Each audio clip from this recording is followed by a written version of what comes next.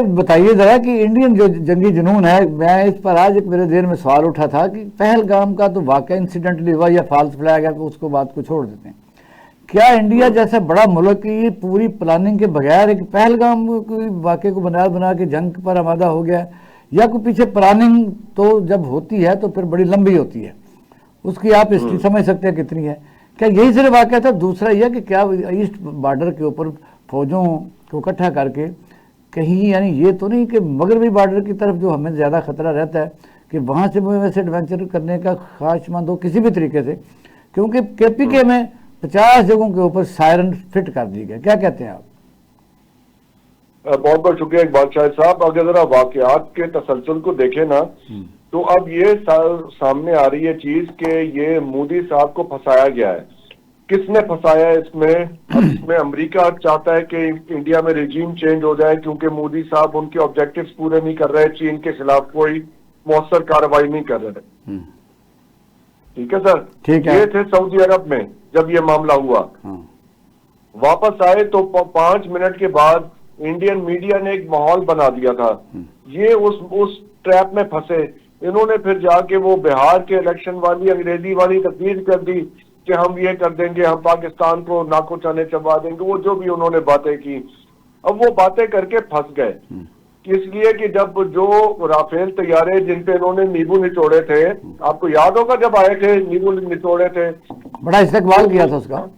जी जी, बड़ा इस्तकबाल किया था, नींबू निचोड़े थे उसके ऊपर, कंजबीन बना के पी ले, अब उसकी गर्मियां आ गई हैं। ठीक है। इसलिए कि वो तैयारे, आपने कल का वाकया आपको याद है, वो आके जब आए मकबूजा कश्मीर में LOC के ऊपर, तो वो भागे हैं। इसलिए कि अभी खबर एक और आ रही है कि इन्होंने मांगे हैं कि ये कोई उसकी सॉफ्टवेयर अपडेट मांगी है या कोई कोड मांगा है फ्रांस से, वो इन्हें दे नहीं रहे। और इनके पायलट जो हैं फुली ट्रेंड भी नहीं थे उसे उड़ाने के लिए। और फिर अब पाकिस्तान को जो चाइना ने PL-15 मिसाइल दिया है, उसके बाद ये किसी काम के नहीं रह गए। अब इस पे और 3-4 नींबू निचोड़े और पूरा जग बनाए लस्सी का, इस तरह से तैयार है।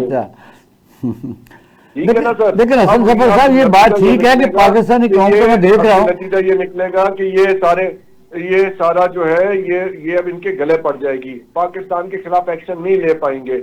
इन्होंने, हमने ये भी सुना है, इन्होंने जाके ये बताया है, ये फरमाइश की है अमेरिका से कि पाकिस्तान को कहें कि हमें एक आध कोई स्ट्राइक करने दें और उसके जवाब में कुछ ना करें। वाह वाह वाह, क्या बात है इनकी, क्या बात है। लेकिन हसन जफर साहब, आपका सारा दिन मुख्तलिफ ज़ाहिर इंडिया में भी रब्ता और मुख्तलिफ बड़े बड़े चैनल में होता है, ये जो हमने परसेप्शन बिल्ड कर दी है, और वाकई नहीं पाकिस्तानी कौम बिल्कुल इस वक्त मैं ये देख रहा हूँ बड़ी कॉन्फिडेंस में है और खुशी का इजहार कर रहे जिस तरह जंग है कोई ईद है। लेकिन ये भी है कि इंडिया इतनी बड़ी सुबकी जो है कैसे बर्दाश्त कर लेगा? करनी पड़ेगी सर, करनी पड़ेगी। बदतमीजी करने का जवाब ये होता है कि अब इंडिया क्या करे। मैं तो इससे कम पे कभी भी ना मांगू कि अब पाकिस्तान से रिटर्न अपॉलॉजी करे कि हमने जो बकवास की थी हम उसके लिए माफी चाहते हैं।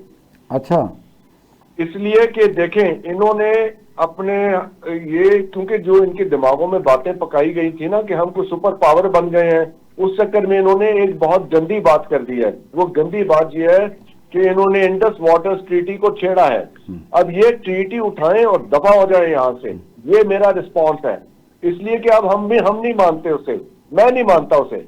अब ये मामला आप नहीं मानते तो जो उन्होंने डैम बना लिए हैं, क्या आप उनको उड़ा देंगे?